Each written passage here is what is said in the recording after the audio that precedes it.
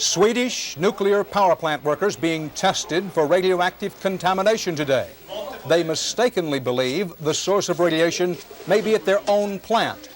Hours later, the Soviets admit it's a radioactive cloud from a serious nuclear power plant accident in the Soviet Ukraine. Good evening. This is the CBS Evening News. Dan Rather reporting. Every indication is that it was a serious nuclear accident. The tightly controlled Soviet government press calls it a nuclear power plant reactor accident north of Kiev. The Soviets only hinted at possible casualties. They said flat out a reactor had been damaged. The site of the accident is near the third largest Soviet population center in the Soviet breadbasket of the Ukraine. Our coverage of the nuclear cloud begins with Wyatt Andrews in Moscow. The announcement was terse, unemotional, and came 25 minutes into the hour-long Soviet nightly news. An accident at the Chernobyl atomic power plant, the newsreader said. One atomic reactor has been damaged, and then ominously the statement continued, aid is being given to those affected. Chernobyl is a string of 4 nuclear reactors some 80 miles north of the Ukrainian capital of Kiev, an urbanized region believed populated by 2.5 million people. Pictures inside any Soviet nuclear power plant are rare. So for TASS to announce that a Soviet nuclear plant has suffered an accident and that people there need aid indicates this accident is serious and still leaves open the question of the extent of damage, a guessing game of whether residents have simply been evacuated or if there has been wide-scale loss of life. In the Soviet announcement, there were no health warnings issued, no mention that radiation may have escaped. In fact, TASS gave 4 sentences announcing the accident and then 2 pages of how the United States has had nuclear mishaps too. Still, for the Soviet people, any announcement of a tragedy is significant simply because such announcements are not automatic. And diplomatic speculation tonight is that one of 2 things is true, that the announcement represents a move toward more public openness, or that the accident was just too big to ignore. Wyatt Andrews, CBS News, Moscow. Several hours before the Soviets admitted the accident, increased radiation was first detected at this nuclear power plant north of Stockholm. 600 workers were evacuated after one of them set off an alarm while passing through a routine radiation check. Officials thought there was a leak here, but an investigation revealed the plant was clean. Soon, there were reports of higher than usual radiation levels throughout Scandinavia. Winds blowing in a northwesterly direction apparently carried the radioactive pollution nearly 1,000 miles from the Ukraine. And that, say experts, indicates the accident was extremely serious. It indicates that it is quite a big accident, quite a big escape of radioactivity, and big enough for the Soviets to be concerned, and concerned enough to have to admit to something that did really happen. The Chernobyl water graphite facility is similar in design to many nuclear power plants in the Soviet Union. It is also a big supplier of electricity to parts of Eastern Europe. And in the current 5-year plan from 1986 to 1990, it's planned that it should expand to 6,000 megawatts, which would make it one of the world's biggest. The highest levels of radiation were detected in Finland, where readings up to 10 times more than normal were reported. But officials throughout Scandinavia stressed there was no danger. There is, however, some damaging political fallout. Sweden tonight expressed bitter concern that Moscow failed to promptly inform its neighbors of an accident that apparently occurred over the weekend. Bill Redeker, CBS News, London.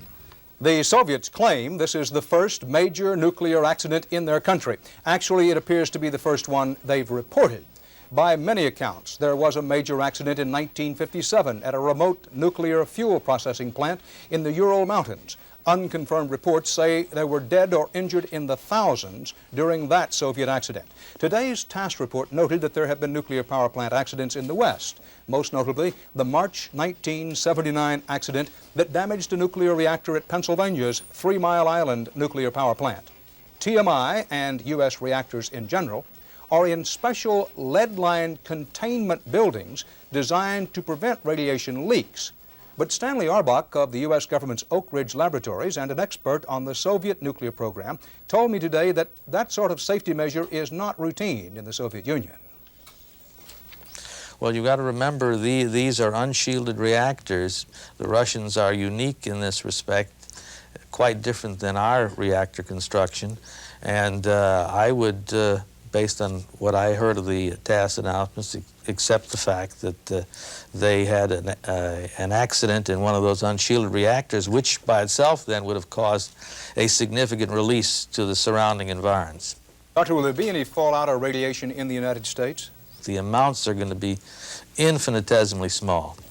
Other nuclear experts, such as Gordon Thompson of Cambridge, Massachusetts, agree that the Soviets do seem to have a major accident on their hands. Is that it's a quite serious event. Serious in the sense that there may well have been fatalities, and if not, then radiation illnesses. But at the very least, it's clear that there was a core melt, at least a partial core melt. It's obvious from what everyone says that it may be a while before we know just how serious this accident today was. While we wait for details from the Soviet Union about how many people, if any, were injured or killed in today's nuclear explosion, let's think about, for a moment about the possible political consequences of what happened today. For example, the political fallout in the Soviet Union itself. I spoke about that late this afternoon with Russian expert, Columbia professor Jonathan Sanders.